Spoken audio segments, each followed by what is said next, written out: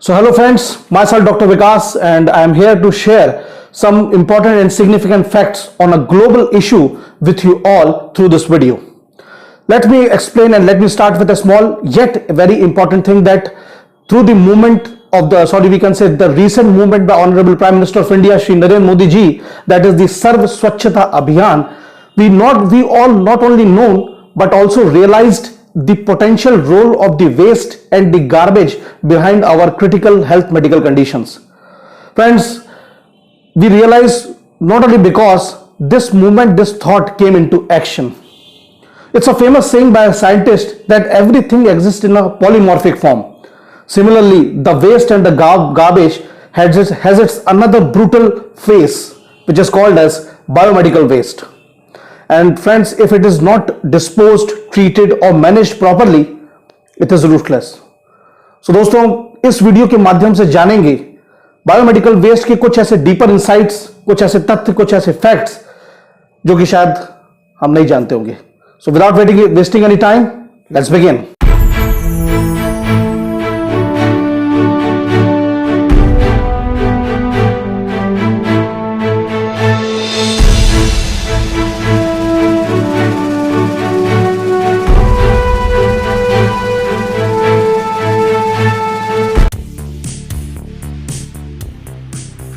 भारत में दोस्तों biomedical waste management and handling act 1998 के अनुसार जो भी अपशिष्ट वेस्ट गार्बेज जो कि ह्यूमंस और एनिमल्स के दौरान उनके ऊपर ट्रीटमेंट, प्रैक्टिस, पैथोलॉजिकल कंडीशंस या वैक्सीनेशन या मेडिकल ट्रीटमेंट के दौरान जनरेट होता है, उसे बायोमेडिकल वेस्ट कहते हैं. और अगर सरल शब्दों में आपको बताने की कोशिश करूं तो जब आप कभी किसी अस्पताल, सरकारी हो चाहे निजी, किसी क्लिनिक या फिर किसी मेडिकल सेंटर पर गए होंगे तो आपने नोटिस किया होगा किसी कोने में कहीं पर रखा हुआ एक कंटेनर या गार्बेज का जो कंटेनर होता है उसमें रखी हुई कुछ मोस्ट कॉमनली नीडल्स, सिरिंजेस यानी कि सुइयां, gloves, drugs, medicines, crepe bandages etcetera, ये सारा चीजें जो रखी रहती हैं इसको एक्चुअली बायोमेडिकल वेस्ट कहते हैं. दोस्तों, लाइफ में मेडिकल केयर हम सभी के लिए बहुत इंपॉर्टेंट है, लेकिन इन मेडिकल फैसिलिटीज से उत्पन्न होने वाला ये वेस्ट और गार्बेज हमारी ही लाइफ में इनडायरेक्टली बहुत सारी क्रिटिकल प्रॉब्लम्स को लीड करता है. इस फैसिलिटीज के अंदर वो मेडिकल सेंटर, मेडिकल ट्रीटमेंट्स, इन सब चीजों के दौरान इसमें involve workers, personnels from A to Z ना ही सिर्फ इस गार्बेज की वजह से सफर करते बल्कि ये गार्बेज इनडायरेक्टली सोसाइटी और एनवायरमेंट के लिए भी बेहद हानिकारक है. एक अनुमानित तौर पर अगर देखें तो भारत में मौजूद अस्पतालों से प्रति बेड यानी per bed 1 to 2 kilograms per day biomedical waste generate होता है. ठीक इसी तरह से हर एक मेडिकल सेंटर, प्राइवेट क्लिनिक से 600 से 700 ग्राम्स जो बायोमेडिकल वेस्ट जनरेट होता है. और इसके हिसाब से अगर इन टोटलिटी इसको करें तो इसमें से 4 से 10% ये वेस्ट हाईली इंफेक्शियस और संक्रामक होता है. दोस्तों, as per the latest reports of Indian medical association 2018, Bharat में कुल 35,817 हॉस्पिटल्स हैं, means encompassing the rural and urban both, in totality consisting of the 8,884 beds. तो आप एक अनुमान लगा सकते हैं कि इतने बड़ी क्वांटिटी से कितना ज्यादा बायोमेडिकल वेस्ट जनरेट होता होगा. और साथ ही साथ एक according to the estimates of the world health organisation, India में total 484 ton per day biomedical waste generate होता है, जिसमें से कि 460 को प्रॉपर्ली डिस्पोज और ट्रीट किया जाता है. बाकी का जो 24 टन पर डे है, टीपीडी है, उसे ऐसे इन्वायरमेंट में फेंक दिया जाता है. और यही एक्चुअल में जो 24 टीपीडी है दोस्तों, highly problematic situations like prevailing diseases and ultimately global warming जैसे क्रिटिकल कंसर्न्स को सामने लेकर आता है. भारत में बायोमेडिकल वेस्ट की संख्या और या फिर कहें उसकी दर प्रति वर्ष बढ़ती जा रही है. इसमें इन्वॉल्व मेडिकल प्रैक्टिस में इन्वॉल्व सोशल वर्कर्स और पर्सनल्स ना ही सिर्फ उनको खतरा है बल्कि ये पर्यावरण, स्वास्थ्य और वातावरण के लिए भी बेहद हानिकारक है. So according to the act that is the 1998, प्रमुख स्रोत जो बायोमेडिकल वेस्ट के हैं वो है सबसे पहले hospitals, private and government both, the medical colleges, veterinary colleges, biotechnological institutions, pathology centres, blood banks and pharmacies. World health Organization ने बायोमेडिकल वेस्ट को रिसेंटली जो 1998 एक्ट था उसका संशोधित एक्ट जो कि 2016 में आया, उसके तहत बायोमेडिकल वेस्ट को बहुत बड़े क्लासिफिकेशन और वर्गीकरण में डिवाइड कर दिया, जिसमें से कुछ प्रमुख मैं आपको अभी इस वक्त अवगत कराता हूं। इसमें सबसे पहले जनरल वेस्ट यानी कि जो कि इन्वायरमेंटल, हम सब पर्सनल लाइफ के लिए उतना खतरा नहीं है, जिसमें पेपर बोट्स, पेपर से बना हुआ मटेरियल यानी कि tertiary packaging of the medical facilities. इसके बाद chemical waste, then pathological waste. Pathological waste भी एक बहुत बड़ा जनरेटर होता है बायोमेडिकल वेस्ट का, क्योंकि जैसे फॉर एग्जांपल आप सिंपल एक ब्लड शुगर मेजर करवाने के लिए किसी पैथोलॉजी सेंटर में गए और उसने आपकी ब्लड निकालने के लिए सिरिंज लगाई, ब्लड को सैंपल को रखा, सिरिंज फेंक दी, बिकम्स बायोमेडिकल वेस्ट। इसके बाद radio active waste, x ray centres में आप गए, एक्सरे सेंटर्स पैथोलॉजिकल, उसके एक्सरे की जो फिल्म्स निकल रही वो पॉलीमर प्लास्टिक की बनी होती है, वो भी इन्वायरमेंट में फेंक दी जाती है, वो भी एक बहुत हानिकारक वेस्ट है। इसके बाद chemical waste, then surgical waste यानी कि हॉस्पिटल्स में during the surgery in operation theatres जो सर्जिकल इंस्ट्रूमेंट्स होते हैं खराब होते हैं, उन्हें भी डिस्पोज करना पड़ता है। इसके बाद प्रेशराइज्ड कंटेनर्स भी बहुत प्रॉब्लमेटिक है फ्रेंड्स, बिकॉज जैसे आपने देखा होगा जो एरोजोल सिस्टम होता है, it's consist of the propellant. Aerosol के लिए मैं उदाहरण के लिए बता दूं, जो एस्थमा के पेशेंट्स इनहेलर लेते हैं, वो एक प्रेशराइज कंटेनर होता है, उसमें लिक्विफाइड गैस के रूप में प्रोपेलेंट को डाला जाता है और ये प्रोपेलेंट इन्वायरमेंट में ओजोन लेयर के लिए बहुत हानिकारक होता है। Last but not the least is the pharmacy and pharmaceuticals. दोस्तों यानी कि जब आप किसी मेडिकल की दुकान में गए होंगे तो आपने देखा होगा कि हर एक मेडिसिन के ऊपर एक एक्सपायरी डेट होती है। तो मेडिसिन की दुकान में रखा हुआ वो दवाएं जो एक्सपायर होने के बाद क्या उसकी पूरी खपत हो जाती है? नहीं, उसमें से 30-40% ही मेडिसिन की खपत होती है, बाकी कहा जाती है डिस्पोजल के लिए, और वो बनती है एक critical biomedical waste.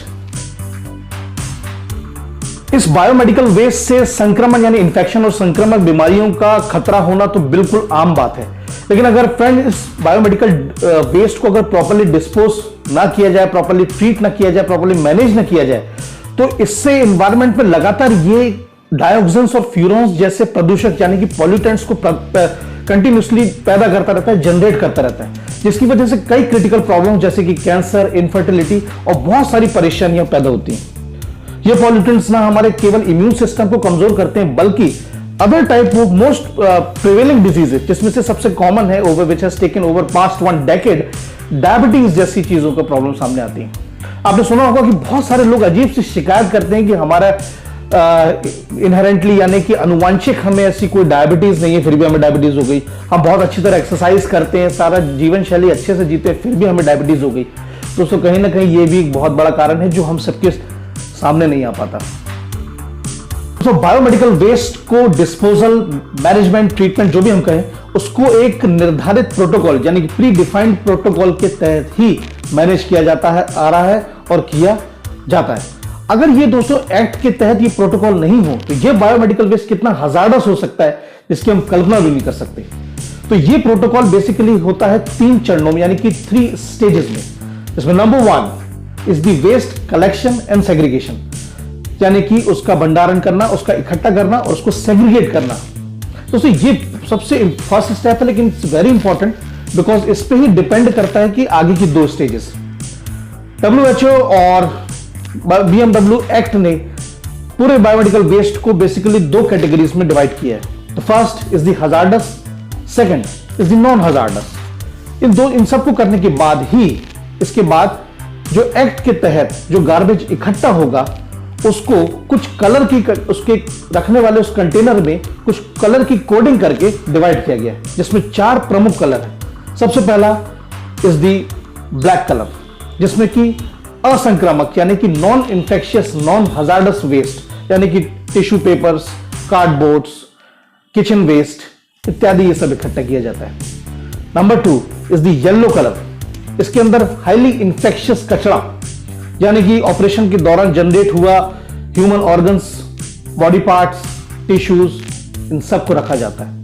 Third is the red colour, इसमें संक्रमित प्लास्टिक्स यानी कि जो कि मेडिकल केयर के दौरान इस्तेमाल हुए उनको रखा जाता है, जैसे कि catheters, urine bags, IV set, fluids, bottles इत्यादि।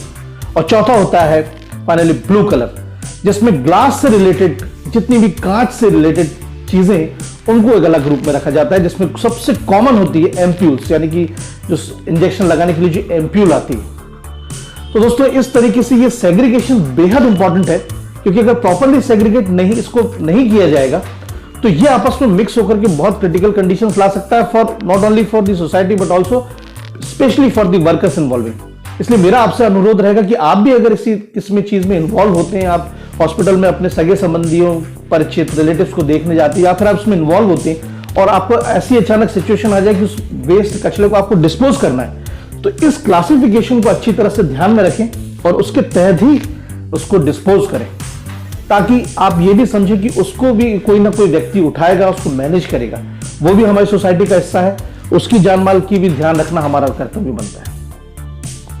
दूसरी स्टेज आती है that is the storage and transportation.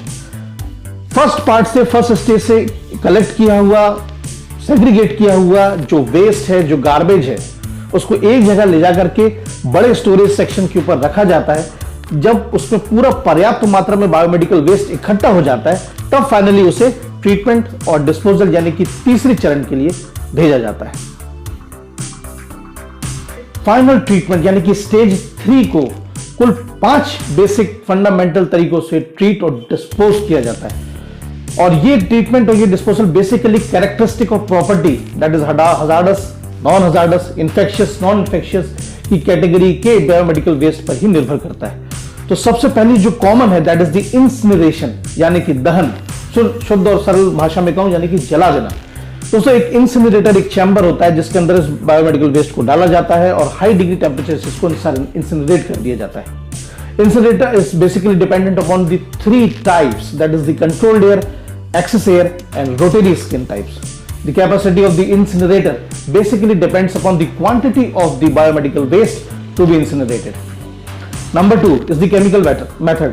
इसमें बायोमेडिकल वेस्ट को एक डिसइंफेक्टेंट सॉल्यूशन की मदद से ट्रीट करता है ताकि उसमें से इन्फेक्शन होने वाले, प्रोड्यूस करने वाले पॉल्यूटेंट्स मर जाएं, जिसमें कि most commonly 1% hydrochloric acid solution का उपयोग किया जाता है।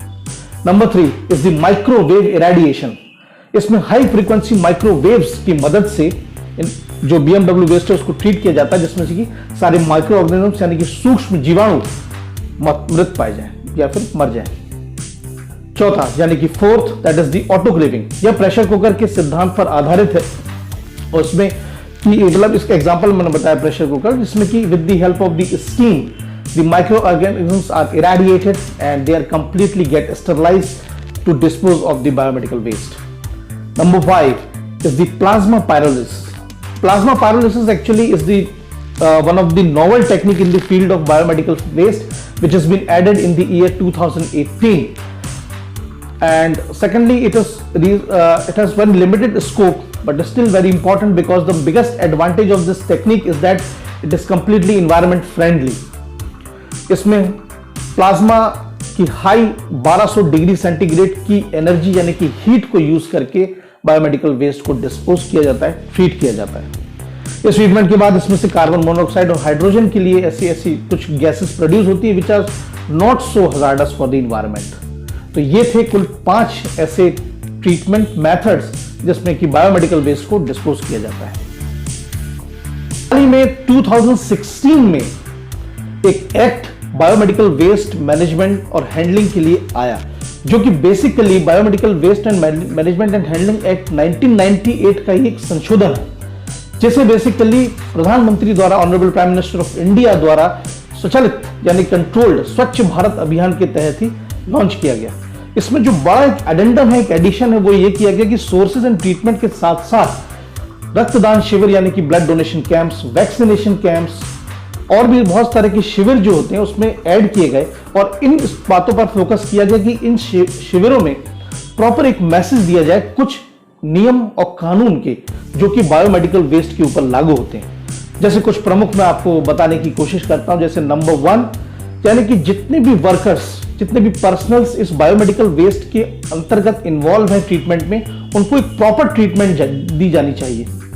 जैसे फॉर एग्जांपल कि उन्हें किस तरह के बायोमेडिकल वेस्ट को किस पर्टिकुलर कंटेनर में सेग्रीगेट करना है। नंबर 2, जितना भी बायोमेडिकल वेस्ट है उस पर यह बिल्कुल ध्यान रखा जाए कि कलर कोडिंग जो कंटेनर्स की है प्रॉपर्ली अच्छी रखी जाए, जो कि अपन ने अभी हाल ही में जानी, that is the black, yellow, red and blue. इसके बाद laboratories, micro organisms, pathology centres, ये जितना एरिया है जहां पे इस तरह की प्रैक्टिस होती है वहां पे प्रॉपर स्टरलाइजेशन की सारी सुविधाएं मौजूद हैं। साथ ही साथ नंबर 4 ये कि प्लास्टिक, क्लोरीन रिलेटेड थिंग्स या फिर जितने भी चीजें हैं इनका प्रॉपर अगर यूसेज नहीं हो रहा है तो इनको टाइम टू टाइम रिसाइकिल कर लिया जाए।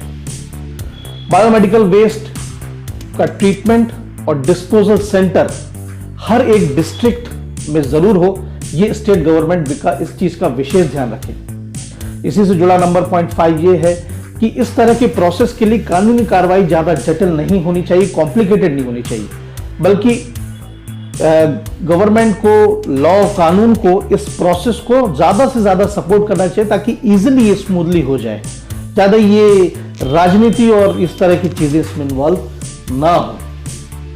नंबर 6 ये कि जहां पर ये डिस्पोजल सेंटर्स हैं, जहां पर ये ट्रीटमेंट सेंटर्स हैं बायोमेडिकल वेस्ट के, वह उसके 15 किलोमीटर के दायरे में कहीं पर भी कोई आवासीय इलाका यानी कि रेसिडेंशियल एरिया नहीं होनी चाहिए।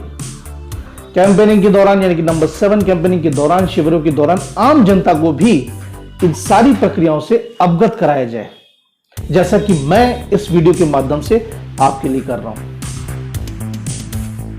तो फ्रेंड्स, मेरा आपसे बस यह अनुरोध रहेगा कि एक सतर्क और जागरूक नागरिक बने। अगर आप किसी भी तरह की मेडिकल प्रैक्टिस में इन्वॉल्व हैं तो बताए गए नियमों को यानी कि बायोमेडिकल वेस्ट ट्रीटमेंट के नियमों को अच्छी तरह सख्ती से पालन करें। अगर आप इस फील्ड में नहीं हैं तो फिर आपकी जानकारी में कोई अस्पताल, कोई प्राइमरी स्वास्थ्य केंद्र, क्लिनिक, एवरीथिंग जो भी इसमें इंक्लूड होती है उनको भी अपनी तरफ से सलाह दें कि नियमों का पालन करें, और अगर नहीं करते हैं तो फिर फौरन कंप्लेंट दर्ज करें। दोस्तों, हमें ही इस मुहिम का हिस्सा बनना पड़ेगा, तभी बनेगा स्वस्थ भारत, स्वच्छ भारत। और अंत में जाने से पहले मैं टीम प्रसाल के मिशन स्टार को बहुत बहुत धन्यवाद देना चाहूंगा, थैंक्स करना चाहूंगा, क्योंकि इन्होंने ये प्लेटफॉर्म प्रोवाइड किया जिसकी वजह से यह बायोमेडिकल वेस्ट का मैसेज इस वीडियो के माध्यम से मैं आप तक के लिए ला पाया। तो बस सतर्क रहें, जागरूक रहें और स्वस्थ रहें। जय हिंद, जय भारत।